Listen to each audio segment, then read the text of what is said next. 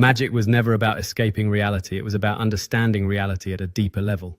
The ancient idea of magic was not tricks, potions, or fantasy. It was the disciplined ability to change consciousness at will. Because when consciousness changes, perception changes. When perception changes, choices change. When choices change, patterns change. And when patterns change, life begins to reorganize. Your thoughts are not empty. Your emotions are not meaningless. Your beliefs are not harmless. Your habits are not small. They are building materials. Your mind is the design chamber. Your emotions are the energy current. Your habits are the construction crew. Your identity is the blueprint. Your life is the structure being built. Most people create unconsciously. They repeat old fears.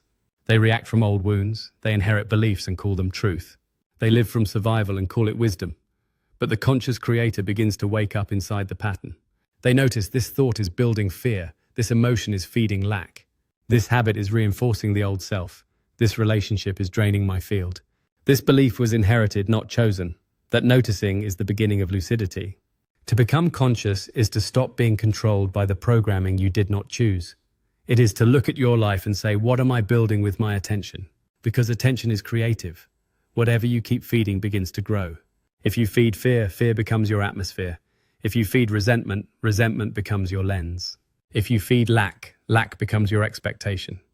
If you feed discipline, discipline becomes your structure. If you feed love, love becomes your frequency. If you feed truth, truth becomes your foundation. This is why desire alone is not enough. Many people want peace while practicing chaos. They want love while protecting fear. They want abundance while identifying with lack. They want healing while remaining loyal to the wound. But the universe does not only respond to what you want, life responds to what you repeatedly embody. The conscious creator does not merely say, I want. The conscious creator asks, what version of me naturally lives in the reality I'm calling forth? Then they begin becoming that version. How does that version think? How does that version speak? What does that version tolerate? What does that version release? How does that version move through conflict? How does that version handle money, love, health, purpose, and power? This is not pretending, this is alignment. It is the movement from begging to becoming, from chasing to emanating, from asking life to change, to becoming the kind of person whose life must change because the inner structure is no longer the same. This is the meaning of believe that you receive. It does not mean fake belief. It means entering a state so deeply that your body begins to trust the new reality before the physical evidence has fully arrived. Your nervous system stops fighting it. Your mind starts thinking from it.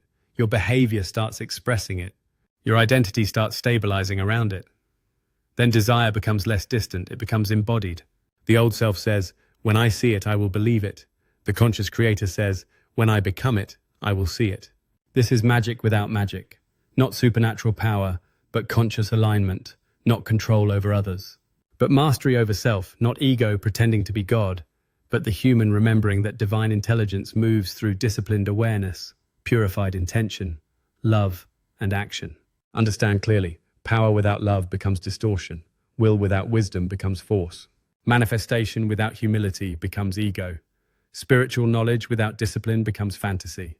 So the true creator does not ask only, how do I get what I want? The true creator asks, is what I want aligned with truth? Is my desire rooted in love or fear? Am I creating from wholeness or wound? Will this serve only my ego, or will it bring greater order, healing, and life? That is mature creation. Because conscious creation is not about forcing the universe to obey personal desire. It is about bringing the self into such coherence that life begins reflecting the order of the awakened state. You are not here to beg reality. You are here to become lucid inside your own creation. To observe the pattern, to refine the thought, to purify the motive, to discipline the action, to embody the vision, to become the evidence. That is the path of the conscious creator. That is the architecture of transformation. That is magic without magic.